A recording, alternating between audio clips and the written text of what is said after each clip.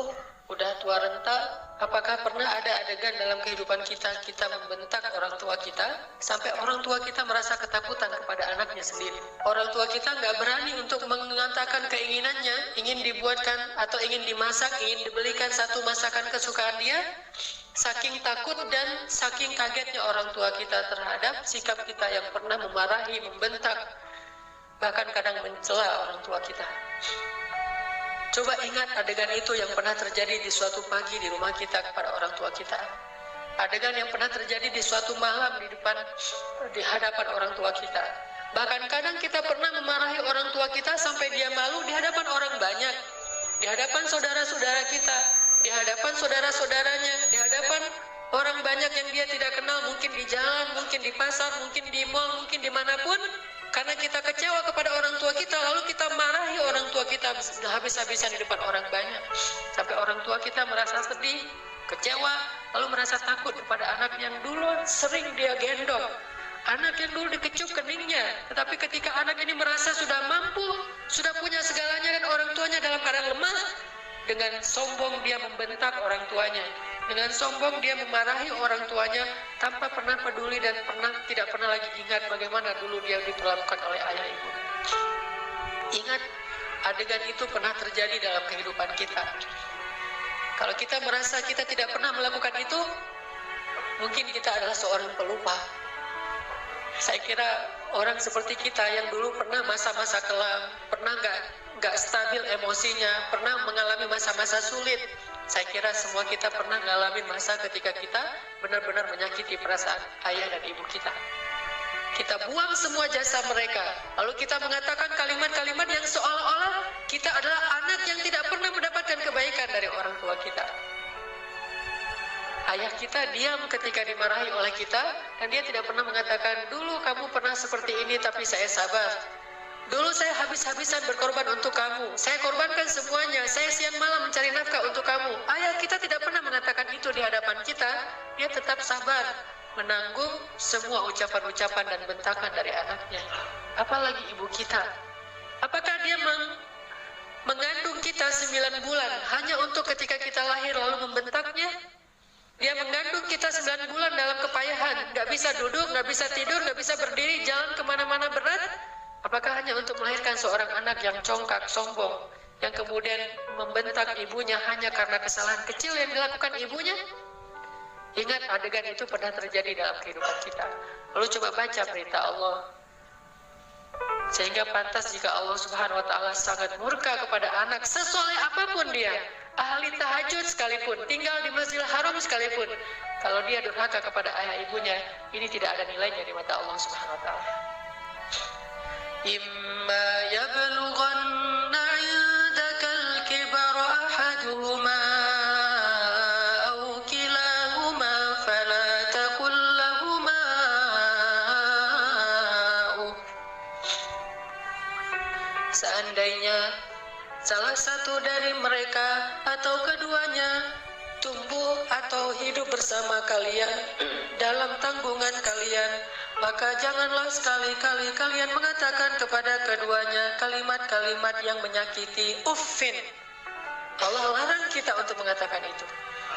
Lebih baik kita tidak pernah sholat sunnah sekalipun, kalau kita masih bisa tetap menjaga lisan kita kepada orang tua, daripada kita menjadi ahli ibadah tetapi kita tidak mampu menjaga lisan kita dari menyakiti orang tua kita. Fala taqul lahuma uffin wa la tanharhuma. Ala taqul lahuma uffin wa la tanharhuma wa la tanharhuma wa qul lahuma qawlan karima. Fala taqul lahuma uffin. Kalimat uff ini adalah kalimat ketika seorang anak tidak mau mendengar ucapan nasihat dari orang tuanya, dia berpaling, maka itu adalah kalimat uff. Dia tidak mengabaikan apa yang diucapkan oleh orang tuanya adalah kalimat uff. Orang tuanya belum selesai berbicara, dia sudah pergi, itu adalah kalimat uff. Orang tuanya memberikan usulan tetapi bagi dia itu sesuatu yang tidak penting, maka itu kalimat uff. Semua kalimat mengabaikan Yang menyakiti perasaan orang tua kita adalah kalimat uff. Sedangkan wala tanharhuma adalah kalimat seorang anak yang merasa lebih benar daripada orang tuanya. Kalimat sombong, kalimat yang seorang anak merasa lebih tahu daripada orang tuanya. Atau bisa jadi orang tuanya melakukan satu kesalahan kecil, lalu anaknya melarang orang tuanya melakukan kesalahan itu. Ibu, jangan malu-maluin saya di depan umum. Ayah nggak usah seperti itu. Melarang orang tuanya melakukan sesuatu yang menurut dia tidak pantas, itu termasuk wala tanharhuma. Jangan larang dia, biarkan dia melakukan apa yang dia kehendaki selama itu bukan dosa besar.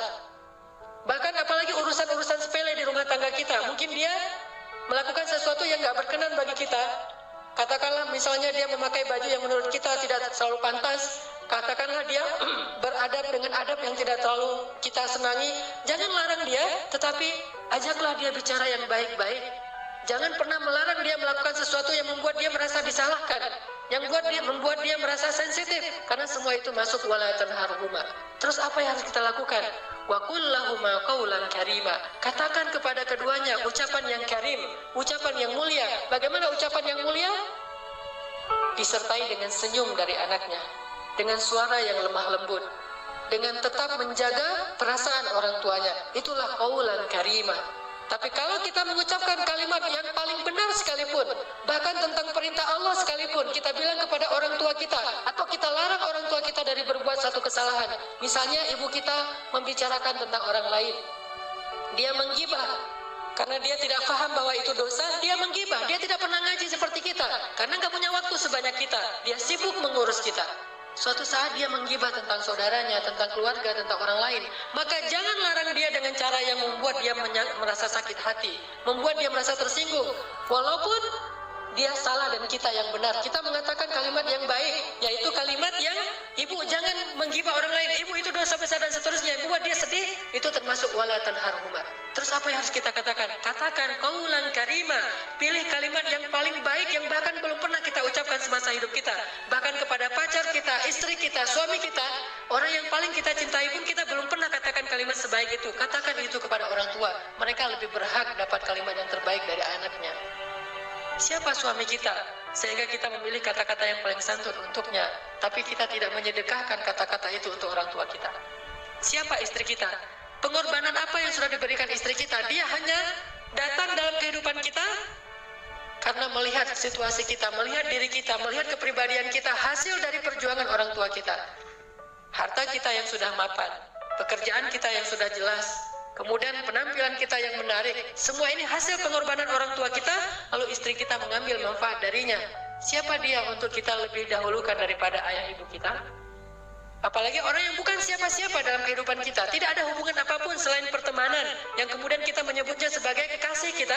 Apakah dia lebih berhak mendapatkan qaulan karima daripada ayah ibu kita? Makanya Allah mengatakan wa qul lahuma qaulan karima. Selalu tersenyum ketika berbicara kepada orang tua kita, bahkan dalam kondisi ketika kita tidak nyaman perasaannya, dalam kondisi kecewa sekalipun, dalam kondisi tersinggung sekalipun, kita berhak untuk tersinggung, tetapi kita tidak berhak untuk mengekspresikannya di hadapan orang tua kita. Wajar manusia tersinggung, wajar manusia kecewa, tetapi kita tidak berhak sama sekali mengekspresikan kekecewaan itu di hadapan orang tua kita. Kenapa? Allah katakan wa qul lahuma qaulan karima wa la tanharhuma. Jangan tunjukkan rasa tidak senang kalian kepada mereka. Apalagi kalau orang tua kita sudah mulai pikun, banyak kesalahan yang dia akan lakukan. Dia datang kepada kita, kita punya budaya di keluarga bersama istri kita dan anak-anak kita. Dia datang dan melakukan hal-hal yang tidak sesuai dengan budaya di rumah kita. Kalau ayah kita seorang laki-laki yang perokok misalnya, maka dia merokok di sembarang tempat, lalu dia tidak pakai asbak, dia buang puntung rokoknya atau mungkin debu dari rokok itu di mana-mana. Karena kita merasa bahwa rumah kita tidak punya budaya seperti ini, kita marah kepada orang tua kita. Tetap jangan marahi dia, wala tanharhuma. Jangan cela dia, jangan marahi dia, kata Allah SWT, walaupun dia melakukan kesalahan sekalipun. Ibu kita juga demikian, mungkin dia sering tersinggung dengan menantunya, yaitu pasangan kita, dengan suami kita, dengan istri kita. Tetap walaupun ibu kita yang salah, jangan kita menghardik dia, wala tanharhuma. Tetapi kita minta istri kita, suami kita untuk lebih bersabar kepada mertuanya, walaupun yang salah adalah mertua. Itu yang Allah maksud wala tanharhuma. Jangan pernah, jangan abaikan apa yang dia ucapkan. Jangan cela dia walaupun dia berbuat kesalahan, tetapi wa qul lahuma qawlan karima, ucapan yang paling baik yang sekali kita ucapkan membuat hati orang tua kita merasa bahagia dan senang. Orang tua kita memang kadang butuh nafkah dari anaknya, tetapi itu bukan yang terpenting bagi mereka. Memang kadang mereka telepon kita di akhir bulan meminta dikirimin uang, tetapi itu bukan yang inti dalam kehidupan mereka. Yang paling mereka rindukan dari anaknya adalah ketika anak itu bisa datang, mencium tangan orang tuanya, tersenyum kepada orang tuanya, diam ketika orang tuanya bicara, sangat santun terhadap orang tuanya, melebihi santunnya dia kepada seorang yang paling dia hormati di antara manusia, kepada seorang ustadz yang dia kagumi, kepada seorang atasan yang dia hormati, kepada seseorang yang dia segani karena kebijaksanaannya, karena kearifannya, maka orang tua jauh lebih penting dari mereka semuanya. Wakhfid lahuma janahaz zulli minar rahmah, wakhfid lahuma janahaz zulli minar rahmah, wa qur rabbirhamhuma kama rabbayani shaghira. Dan rendahkanlah dirimu terhadap mereka berdua dengan penuh rasa kasih sayang. Rendahkan dirimu. Kalau dalam bahasa Arab kalimat wakhfid lahuma janahaz dzul itu adalah kalimat ketika kita merasa tidak ada apa-apanya dibandingkan mereka. Tidak boleh seorang anak walaupun dia seorang profesor, walaupun dia seorang pengusaha sukses, walaupun pendidikannya tinggi, walaupun wawasannya luas, walaupun hartanya berlimpah, walaupun pergaulannya itu luas sekali, sehingga orang tuanya kita anggap sebagai orang tua yang kolot, orang tua yang tradisional, orang tua yang tidak banyak tahu, orang tua yang tidak gaul, yang tidak update informasi, orang yang tidak punya ilmu seperti kita, sama sekali kita tidak boleh merasa lebih dari mereka. Sama sekali tidak boleh. Kenapa? Ketika kita merasa lebih dari orang tua kita, menunjukkan kebodohan kita di hadapan Allah SWT. Allah tidak menyebut kita sebagai orang yang hikmah, sebagai orang yang arif, orang yang bijaksana, orang yang berilmu, orang yang alim, orang yang rasikhuna fil ilm. Tidak disebut sebagai orang yang musaqqaf, orang yang berwawasan. Tidak disebut sebagai orang yang cerdas, orang yang syatir. Tidak disebut itu di dalam Al-Quran kalau kita tidak bisa merendahkan diri kita di hadapan orang tua kita. Bukan rendah hati, bahkan rendah diri di hadapan orang tua kita. Orang yang cerdas itu bagi Allah adalah orang yang rendah diri di hadapan ibu bapaknya. Dia merasa bahwa dia tidak lebih tahu daripada orang tuanya. Walaupun dia tahu lebih daripada orang tuanya, tetapi dia tidak pernah merasa lebih tahu daripada orang tuanya. Sehingga ketika orang tuanya bicara, dia bisa menghargai semua yang diucapkan orang tuanya. Tidak mengatakan, itu nggak penting. Apa yang diucapkan orang tuanya menurut dia sesuatu yang tidak realistis. Zaman sudah berubah dan seterusnya dan seterusnya. Bahkan secara tidak sengaja, kadang kita mentertawakan ucapan orang tua kita. Kita mentertawakan kekolotan orang tua kita yang kadang-kadang tidak dia sengaja dia tunjukkan di hadapan kita dan anak-anak kita. Bahkan kadang kita mengajak pasangan kita, kita mengajak anak-anak kita untuk semuanya mentertawakan nenek mereka, mertua mereka, ayah atau ibu kita di hadapan orang banyak. Bakti seperti apa ini? Seorang anak kepada ayahnya dan kepada ibunya.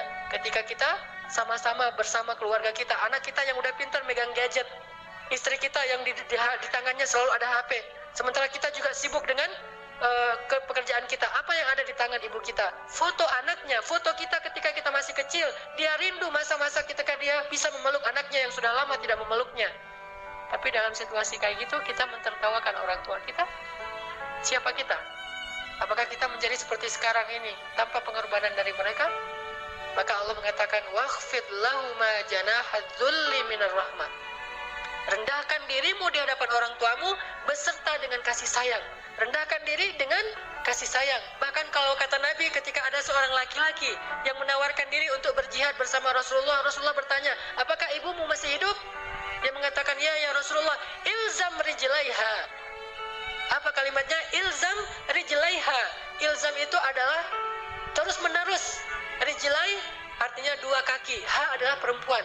Maka terus meneruslah kamu seolah-olah berbakti kepada ibumu dengan kalimat terus meneruslah kamu mencium kaki orang tuamu atau ibumu. Disuruh cium kaki ibu kita oleh Rasulullah, ilzam rijlaiha, karena sesungguhnya di bawah kaki ibu kita, saking rendahnya surga di mata Allah dibandingkan seorang ibu, ternyata surga itu di bawah telapak kaki ibu. Ilzam rijlaiha, kata Rasul, bukan berjihad.